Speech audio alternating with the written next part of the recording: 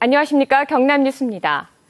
K-팝에 열광하는 세계 각국의 젊은이들이 오늘 저녁 창원에서 한자리에 모였습니다.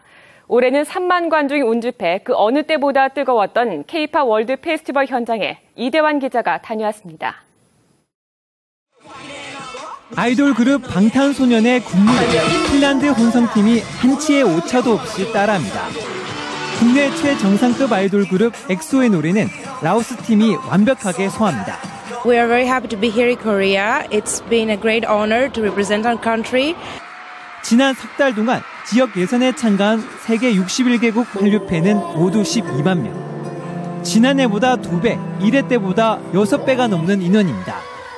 이처럼 8,000대 1의 경쟁률을 뚫은 전 세계 15개 팀이 결선에 참가해 그동안 갈고 닦았던 실력을 뽐냈습니다. 특히 올해 이들은 K-팝과 함께 3만여 명의 한국 관객과 하나가 돼 현장은 열광의 도가니였습니다. 여기 나온 외국인 참가자들도 너무 춤도 열심히 춰줬고 한국말도 잘하셔서 신기했어요.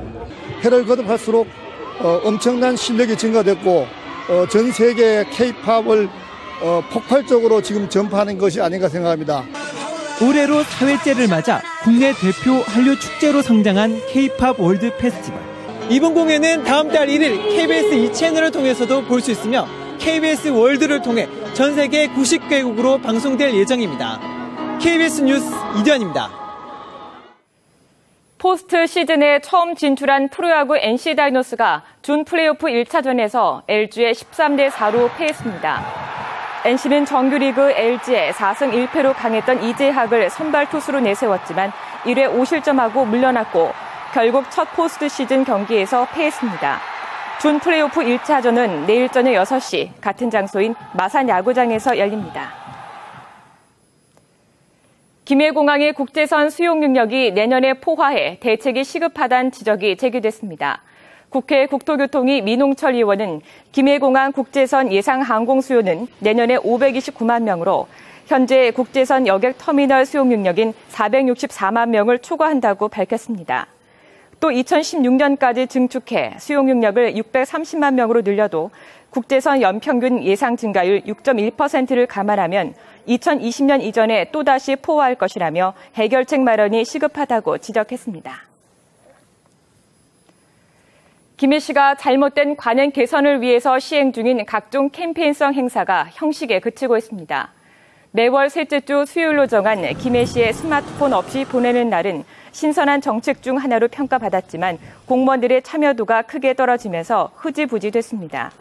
또 오부제를 도입해 시행 중인 차 없는 날도 유명무실해졌고 청렴의 날 행사와 전통시장 가는 날도 추진 동력이 떨어졌습니다. 오늘 오후 2시쯤 창원시 성산구의 한 선박용 엔진 제조 공장에서 불이 나 작업 중이던 35살 유모 씨 등 근로자 2명이 2도 화상을 입었습니다. 불은 공장 내부 100제곱미터를 태우고 1,000만 원의 재산 피해를 낸 뒤 20분 만에 꺼졌습니다. 경찰은 공장 도장실에 있던 유증기에서 불이 났을 가능성에 대해 조사하고 있습니다. 창원시가 정부의 내년도 농촌개발 신규 사업 공모에 선정돼 국비 117억 원을 받게 됐습니다. 이따라 창원시는 진전면 면 소재지에 60억 원을 들여 생활 편익과 복지시설 등을 지을 예정입니다. 또 창원시 대산면 일원 시설하우스 단지 375헥타르에 정수 처리한 농업용수를 안정적으로 공급하는 시설도 설치됩니다. 산청군의 한방제약산업단지가 들어서 경남의 항노화 산업을 선도하게 됩니다. 경남도는 산청군 금서면 30만 제곱미터터에 353억 원을 들여 2016년 착공 예정으로 한방제약산업단지를 조성하기로 하고 행정 절차를 진행 중입니다. 경남도는 한방과 제약, 항노화 관련 34개 업체를 유치해 경남 항노화 산업 클러스터의 중심으로 육성할 계획입니다. 양산 석계2 일반 산업단지가 경남도 심의위원회에서 조건부 승인됐지만 학부모들의 반발이 거세지고 있습니다. 경남교육청은 산업단지 편입 예정 부지로 포함되어 있는 양산 양주중학교와 상북초등학교 일부 터를 공해와 소음 등에 따른 피해 우려 때문에 매각하지 않을 방침임을 재확인했습니다. 학부모 대책위도 산업단지 추진을 저지하기로 했습니다.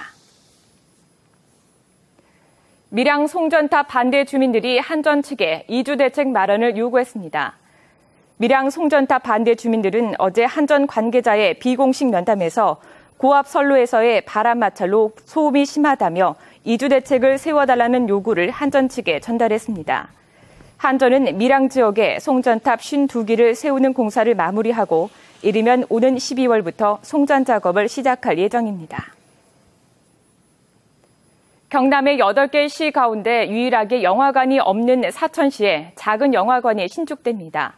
사천시는 내년 말까지 옛 사천시 선거관리위원회 건물에 국비 등 17억 원을 들여 40에서 50석 규모의 작은 영화관 건립을 추진합니다. 사천시 작은 영화관은 당초 시외버스 터미널 신축 건물에 들어서는 것으로 추진됐습니다. 환경오염원인 폐건전지를 집중 수거하는 경남도민 캠페인이 다음 달까지 이어집니다. 지금까지 경남 소식이었습니다.